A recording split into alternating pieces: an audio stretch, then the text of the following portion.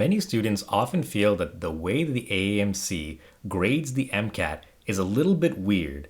And at MCAT Savior, we also feel it's a little bit weird because AAMC makes a lot of its grading decisions based on its ability to manipulate the curve. So here's how this works. The MCAT is a norm referenced test. Basically, it means it's graded on a bell curve with 50% of the students above the 50th percentile and 50% below it. So how does this affect students? What this essentially means is that they have to find some way to convert the raw scores. Remember, there's only about 59 questions on sections 1, 3, and 4, and 53 for cars, into a way that's more easy for admissions committees and normal people to understand. Because, for example, remember, let's say that as a student, you get approximately 41 out of 59 questions correct. That'll roughly put you around the 50th percentile for most sections. Of course, these aren't completely accurate numbers, so just take them with a grain of salt. Over here, in this 99th percentile area, you'd be getting almost everything correct. But in reality, the 99th percentile starts a couple points off from perfect, so don't worry about that too much. In this situation, it looks like 18 questions kind of separates you. That's a pretty big gap. But what if you were scoring something like 51 out of 59 and 54 out of 59? For an admissions committee that's looking at your score, they might not really know why your raw score is that much different from someone else. And at the end of the day, remember, MCAT has thousands of different topics.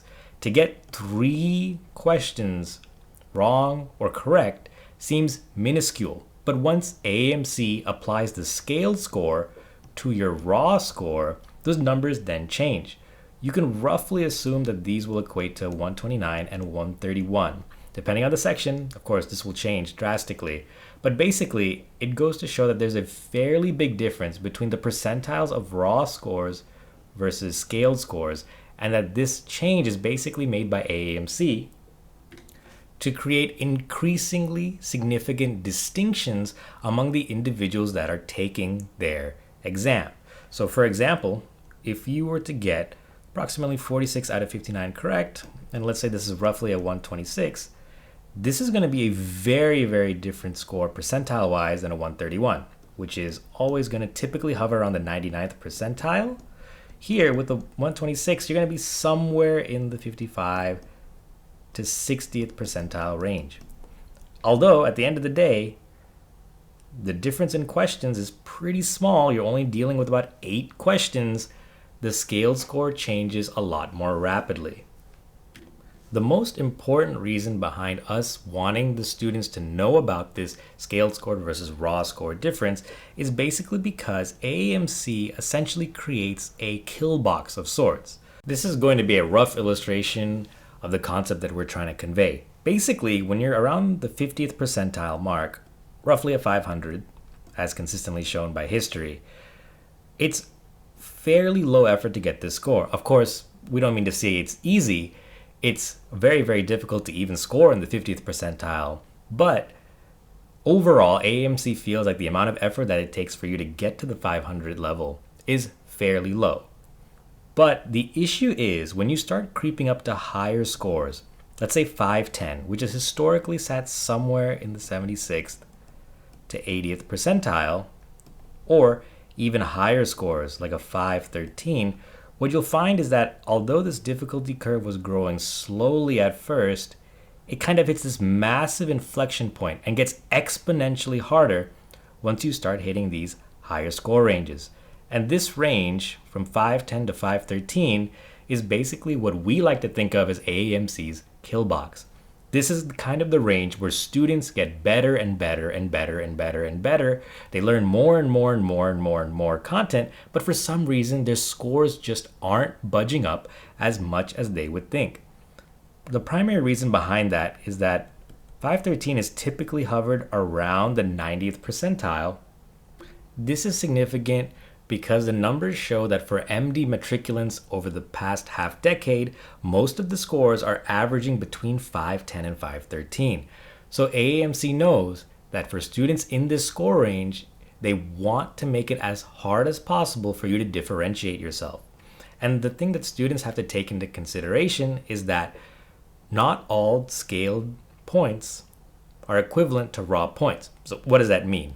Basically, as you saw in the previous example, when you go up a couple points at higher amounts of questions correct, for example, if you're already getting 50 correct, if you go up a couple points, your scaled score goes up pretty quickly.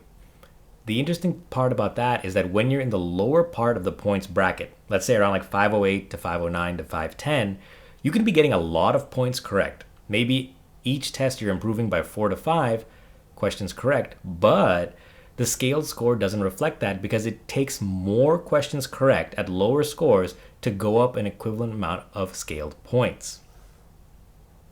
So students that are making really good progress, they're nailing their content, they're nailing their test strategy, often end up getting into this stretch right here when they hit around the 508 to 509 level, where they start completely slowing down because those gaps between getting those questions correct and getting to the next scaled score are so large. If you're a student who's in this area, don't worry, most high scoring students have to go through it, but nothing that you're doing is probably that wrong. It's just the conversion between the raw and scaled scores is manipulated by AAMC in order to create a distinction amongst grading.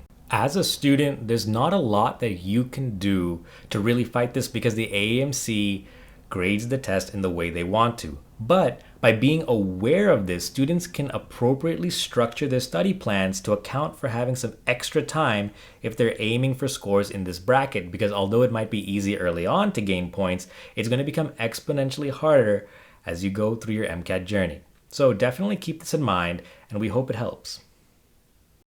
Alright, that was a complicated lesson. If you still need help, check out our full-length blog post that we linked in the video description, explore more of our YouTube channel, or just head on over to mcatsavior.com where you can get all of our strategy courses for free.